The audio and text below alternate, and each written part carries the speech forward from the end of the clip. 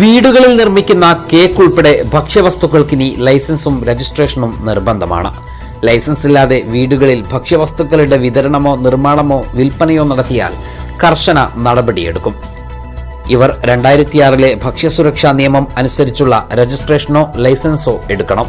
ബേക്കറികൾ, ചായക്കടകൾ, ഹോട്ടലുകൾ, stationery stores, പലചരക്ക് വ്യാപാരികൾ, അംഗനവാടികൾ, ഉച്ചഭക്ഷണം ലഭ്യമാകുന്ന സ്കൂളുകൾ, ഭക്ഷണം പാകം ചെയ്യുന്ന ആളുകൾ, പലഹാരങ്ങൾ കൊണ്ടുനടന്ന് വിൽപ്പന നടത്തുന്നവർ, കാറ്ററിംഗ് സ്ഥാപനങ്ങൾ, കല്യാണ മണ്ഡപം നടത്തുന്നവർ, vegetable and fruit stall, fish stall, പെട്ടിക്കടകൾ, ഹോംമെയ്ഡ് കേക്കുകൾ ഉൾപ്പെടെ വിൽക്കുന്നവർക്ക് ഫുഡ് ആൻഡ് സേഫ്റ്റി ലൈസൻസും രജിസ്ട്രേഷനും നിർബന്ധമാണ്.